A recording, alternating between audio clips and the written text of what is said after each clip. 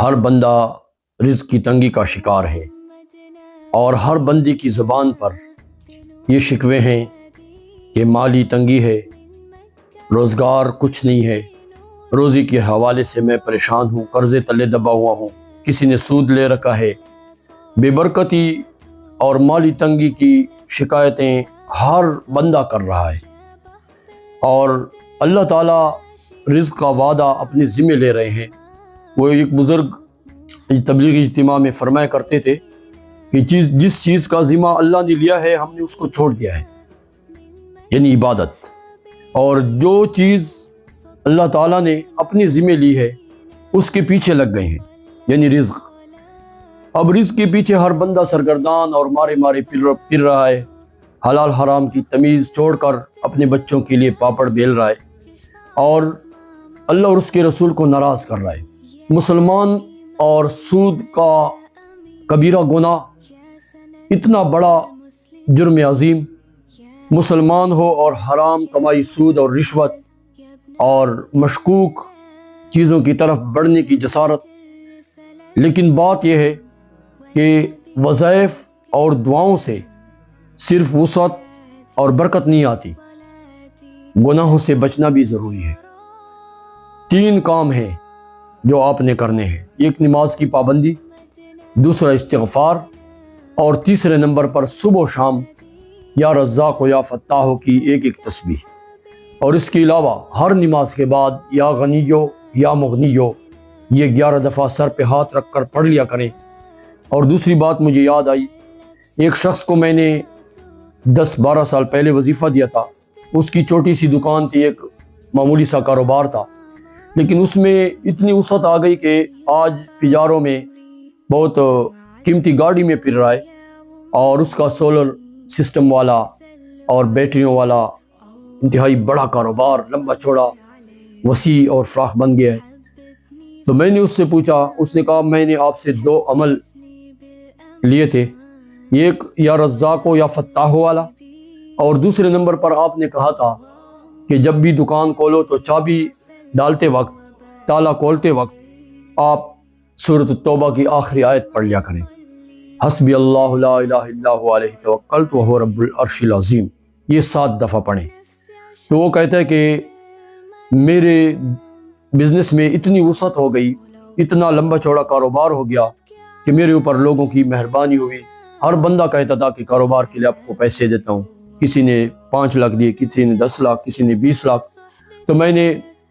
دکانیں اور لے لی اور اپنے کاروبار کو فراخ اور وسیع کر دیا۔ اور اسی طرح ایک نیک صاحب دل بندے تھے، یعنی پیش امام تھے، وہ قرآن بھی مجھ سے حفظ کر چکے تھے، اس کی تنخواہ 3000 روپیہ تھی، اور یہ اس وقت کی بات ہے کہ جب 2003 یا 4 تھا، تو اس وقت 3000 روپیہ بھی معقول تنخواہ ہوا کرتی تھی، کیونکہ آپ کو پتہ ہے کہ اس وقت 5000 پہ سونے کا تولہ ملا کرتا تھا۔ تو اس کی تنخواہ پوری نہیں ہوتی تھی، بچوں کا پیٹ بھی پالنا ہوتا تھا،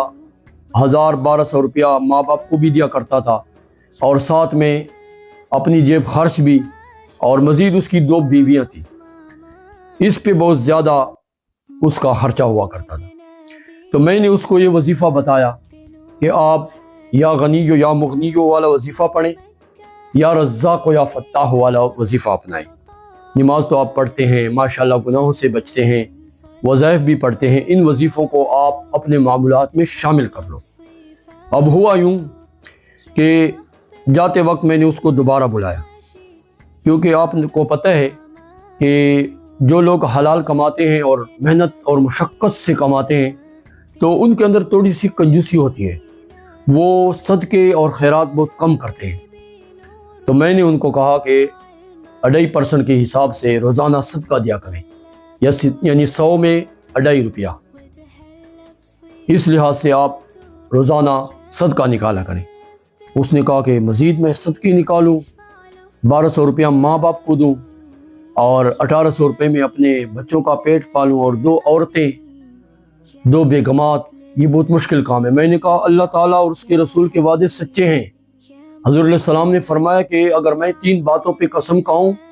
تو میں حانس نہیں ہوں گا، یعنی جھوٹا نہیں ہوں گا۔ نمبر 1، کسی کے سامنے عاجزی کرنے سے انسان کی عزت بڑھتی ہے، گھٹتی نہیں۔ نمبر 2، صدقہ کرنے سے مال بڑھتا ہے، گھٹتا نہیں۔ اور تیسرے نمبر پر، دشمن کو معاف کرنے سے عظمت بڑھتی ہے، کم نہیں ہوتی۔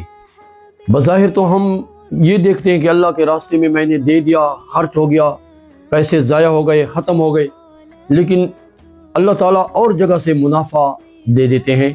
اور مال میں برکت اور وسعت آ جاتی ہے، کوئی اور وسیلہ اللہ پاک بنا دیتے ہیں۔ تو ہوا یوں کہ اس قاری صاحب نے مجھے 2 سال کے بعد بات بتائی کہ اس صدقے سے اور اس وظیفے سے اللہ تعالیٰ نے اتنی کمال مہربانی فرمائی، میرے اوپر اتنی خصوصی نصرت فرمائی کہ مجھے ٹیویشنوں کے بڑے بڑے افیسروں نے آرڈر بھیجے۔ ایک ایک افسر کے پاس میں پڑھاتا ہوں۔ سب سے پہلے ایک بڑا افیسر تھا، تو ان کے رشتہ داروں کو پتہ چلا کہ یہ قاری صاحب بڑا محنتی ہے، بچوں کو بڑا ایمانداری سے اور بلا ناغہ پڑھاتا ہے، تلفظ کے ساتھ صحیح طریقے سے اخلاقیات بھی سکھاتا ہے، ساتھ میں گھر سے نکلنے کی دعا، گھر میں جانے کی دعا، بیت الخلاء میں داخل ہونے کی دعا، باہر نکلنے کی دعا، اسی طرح نیند کے وقت کی دعا، نیند سے اٹھتے وقت، اور والدین کے ساتھ کیسے ملنا ہے۔ یہ اخلاقیات جب لوگوں نے دیکھے تو افیسروں کے درمیان میرے چرچے ہو گئے، اور لوگ میرے اتنے شیدائی ہو گئے کہ ساتھ ساتھ مجھے زکوٰۃ اور خیرات بھی دیتے تھے، میری مالی معاونت بھی کرنے لگے، میرے پرسنل مسائل اور ضروریات بھی حل کرنے لگے، اور ساتھ میں میری تنخواہ اب اتنی ہے کہ کسی تانے دار یا ایس ایچ او یا ڈی ایس پی کی اتنی تنخواہ نہیں بنتی۔ سبحان اللہ، اس وظیفے کی برکت ہے، اور اللہ تعالیٰ کے کلام کی اور گناہوں سے بچنے کی برکت ہے۔ تو لہٰذا آپ یہ 2 وظیفے اپنے پاس نوٹ کر لیں، اور ساتھ میں اہل علم حضرات کے لیے جنہوں نے قرآن پڑھا ہے اور روزانہ قرآن پاک کی تلاوت کرتے ہیں، یہ ایک خصوصی دعا رزق کی کشادگی اور برکت کے لیے عرض کر دیتا ہوں۔ اللہم اکفنی بحلالک عن حرامک واغننی بفضلک عمن سواک۔ یہ کعب احبار سے روایت ہے کہ حضور علیہ السلام کے پاس ایک اعرابی آیا، اس نے کہا یا رسول اللہ، ہماری ساری جائیداد، ہماری ساری بزنس پراپرٹی مکے میں رہ گئی، یہاں مدینے میں ہمارا بچوں کا پیٹ پالنے کا کوئی وسیلہ نہیں، ہمارے پاس کوئی روزی روٹی کمانے کے لیے ذریعہ نہیں ہے، تو اب مالی تنگی ہے، معاشی بحران ہے، میں کیا کروں؟ تو حضور علیہ السلام نے ہنس کر فرمایا کہ آپ یہ دعا پڑھ لیا کریں، اللہ تعالیٰ تمہاری وسعت اور فراخی فرمائیں گے، اور اپنے در کے سوا کسی کے در کا محتاج نہیں بنائیں گے۔ وہ یہی وظیفہ تھا، اللہم اکفنی بحلالک عن حرامک واغننی بفضلک عمن سواک۔